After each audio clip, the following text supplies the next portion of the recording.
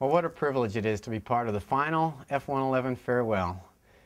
So thank you to all of you out there at Fort Worth, Texas. I wish I could be joining you there.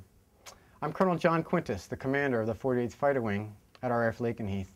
And on behalf of all the men and women here at Lakenheath, let me say thank you to those of you that built, maintained, and flew the F-111.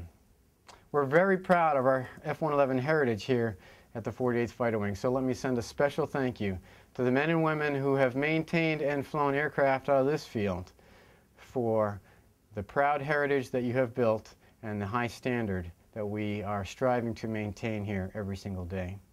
I'm sure some of you in the audience were here on the 14th of April in 1986, when at about 1900 we launched 24 F-111s into the sky for a 14-hour sortie that would later be known, of course, as Operation El Dorado Canyon.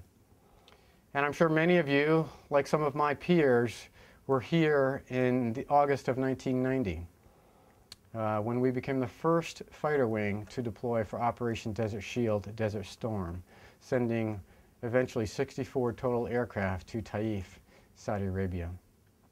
We are incredibly proud of the heritage that you have built.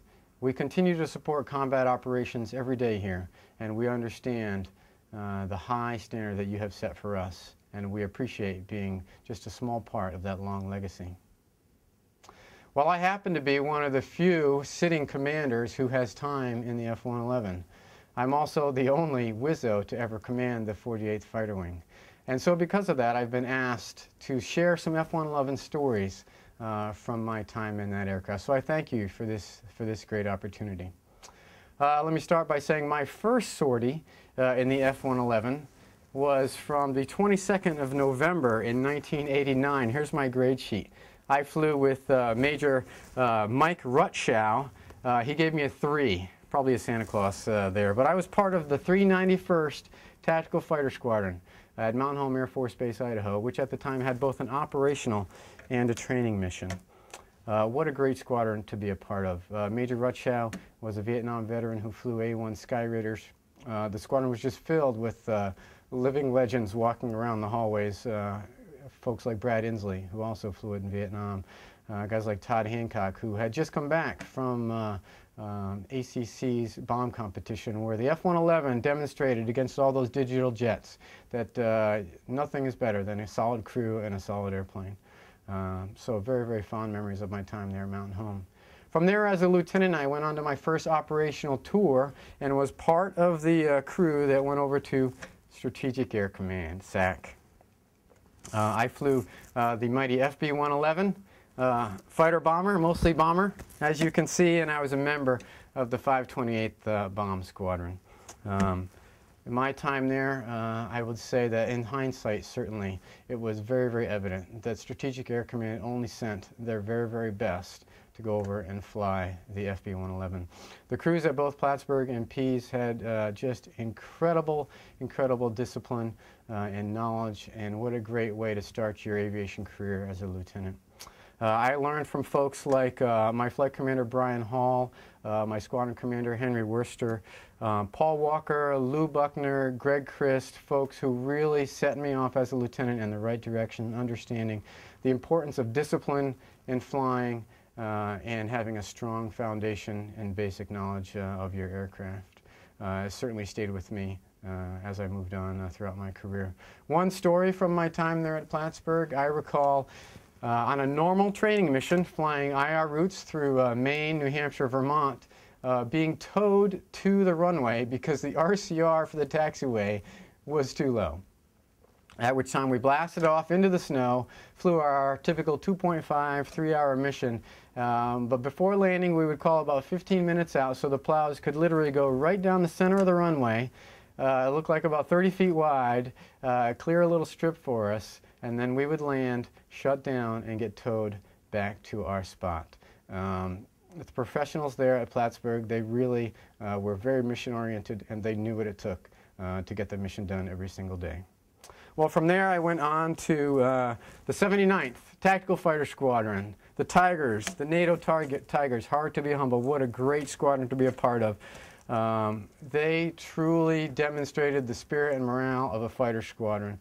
It was there that I really cut my teeth as a young aviator and learned the importance of many of our fighter traditions that live on today. Those fighter traditions were maintained, sustained by great flight commanders like Mick Shapiro and Buck Rogers and Rich Zebarth and my own flight commander, Kevin Sullivan. It was in this squadron that we conducted a squadron exchange with the MiG-29 squadron in the Czech Republic, which at that time, 1992, was a very big deal.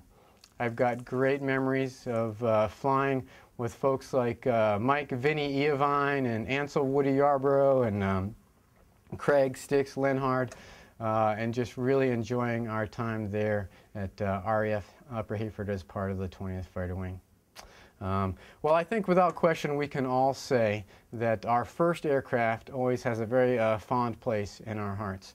And even after 2,000 hours of flying the Strike Eagle, I can say that without question the F-111 is unmatched in its primary role, and that was to fly extremely low, extremely fast, a very long distance with a huge payload of PGMs and getting the job done.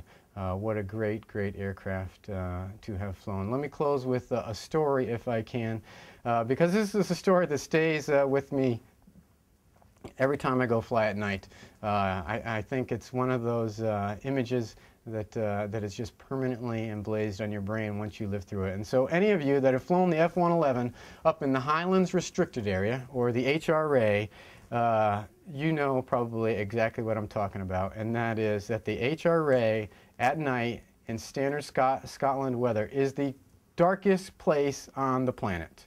I just clearly recall as a lieutenant flying at 200 feet in the snow, in the weather, hearing nothing but the beeps and the boops and the great crew coordination that we had in the F-111, and really flying through those valleys and those mountains, not knowing half the time if you're in the clouds or out of the clouds, and the fearless nature at which disciplined crews flew in and out of there flawlessly.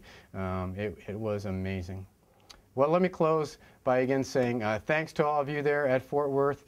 Thanks again to the men and women of the 48th Fighter Wing who flew the F-111 here and have set such a great standard for us here and have allowed us to continue your great tradition and heritage.